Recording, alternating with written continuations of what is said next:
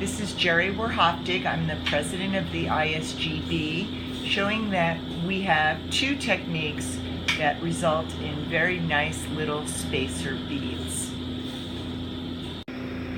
In this little series of ISGB videos, we will be demonstrating basic techniques performed two ways. The first technique that we're going to show is how to make a basic small round bead. And our Director of Education, Ann Schermo Baldwin, will show you one way that she makes that type of bead. I start by heating the bead release on the mandrel so that the glass will stick to it. I'm dipping the rod of glass in and out of the flame slowly. The one thing you want to avoid doing is this, because doing that, it's getting just as cool as it is getting warm. We want to avoid the rod shocking or chipping off from having too much heat too quickly. I get a small gather of glass, have my mandrel below the flame, and at this point I want to put just a very small wind of glass on the mandrel, because what I'm going to do in this technique is make what we call the basic footprint. I'm bringing it up to my marver, my torch. You could also use a handheld marver, and I am just marvering all the way around and then some, so you don't want to stop or you'll get a wedge, and trying to make a very even footprint for our bead so that the glass will stay within the confines of the footprint. You want it to be evenly wide and as much as possible evenly centered on the mandrel.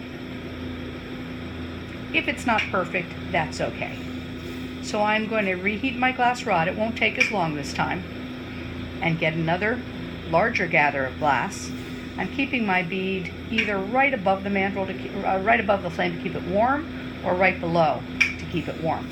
Once I have a gather of glass, I'm going to put it on the bead, wind it away from me, and make a ring of Saturn going around my bead.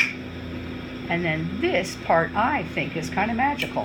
When I put it back in the flame and the glass starts to melt down, it doesn't spread from side to side on the mandrel. It stays on that even footprint, so that as long as I turn it around slowly and evenly and take it out of the flame when I've gotten what I want, continuing to rotate it, I will now have a pretty nice, even, round bead. Now I'm going to demonstrate a second technique for getting to the same result, a nice little even round bead. I also heat the spot on the mandrel where I intend to build the bead so that the bead release is ready to receive the hot glass. But unlike Ann's technique, I start my rod of glass in the cooler back part of the flame and slowly walk it in toward the heat, which on this particular torch, ideal heat is about 1.5 to 2 inches away from those little cones. In this technique, which I think I learned years ago from bead maker Kathy Johnson, I'm going to build a large round gather of glass on the end of my glass rod.